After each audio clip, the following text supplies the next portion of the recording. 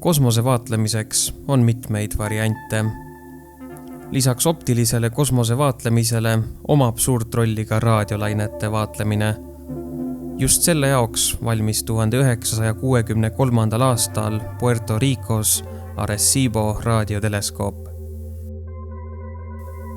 Teleskoobi läbimõõduks oli 305 meetrit ning tegu oli kõige suurema raadioteleskoobiga, kuniks Hiina ehitas 500-meetrise teleskoobi. Taldriku kohal oli 150 meetri kõrgusele kinnitatud raadiovastuvõtja, mis tegeles lisaks tavapärasele astronoomiale ka maavälise eluotsinguga.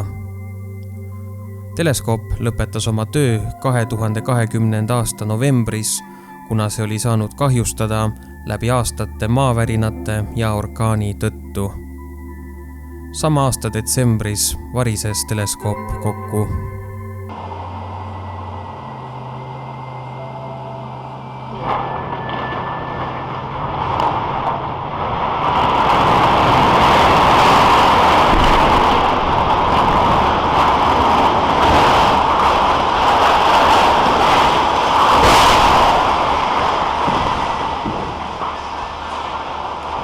Kuigi teleskoop on füüsiliselt hävinenud, on selle jälg kosmilisse igavikku liikumas.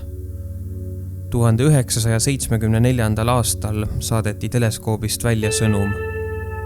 Signaal saadeti teele Herkulese täheparve suunas ning signaalireis sinna võtab aega kuni 25 000 aastat.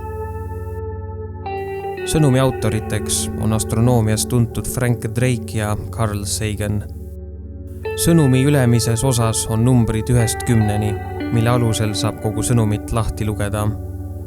Sõnum kirjeldab seda, millistest elementidest ja kuidas koosneb meie DNA, millised ja kui suured on inimesed, maailma populatsioon, meie päikesesüsteem ning millisel planeedil me elame ja all on teleskoop, kust signaal väljastati. 26 aasta pärast juhtus midagi kummalist.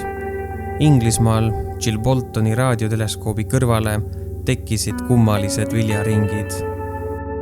Nende ringide tähendusele tuli selgus alles aasta hiljem, kui samale põllule tekkisid 3-päevase vahega 2 joonist.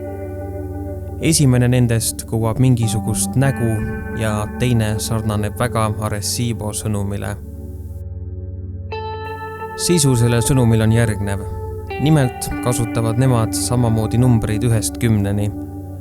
Elu koosneb neil samadest elementidest nagu meil, kuid süsiniku asemel koosnevad nemad silikoonist.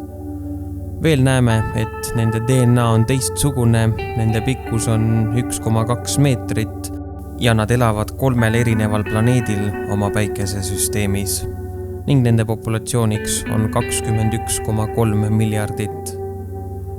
Pildi all olev teleskoop, millega sõnum saadeti, näeb välja teistsugune kui Arecibo, kuid samasugune nagu aasta varem tekkinud viljaring.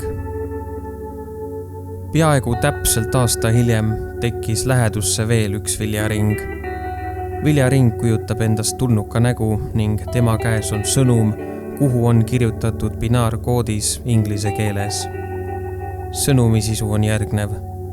Hoiduge valede kingituste ja murtud lubaduste kandjate eest. Palju valu, kuid aega veel on. Headus on veel olemas. Meie oleme pettuse vastu. Side lõpp. Kas need viljaringid pärinevad inimestelt või on nende taga midagi maavälist? Selliste perfektsete ringide koostamine põllule nõuab väga osavaid autoreid, rääkimata aastate peale planeeritud tünga elluviimist. Üldjuhul on kõige lihtsam selgitus kõige õigem ning on täiesti reaalne, et tegu on hästi planeeritud naljaga. Kuid võib-olla on autoriks keegi muu. Tänan, et vaatasite.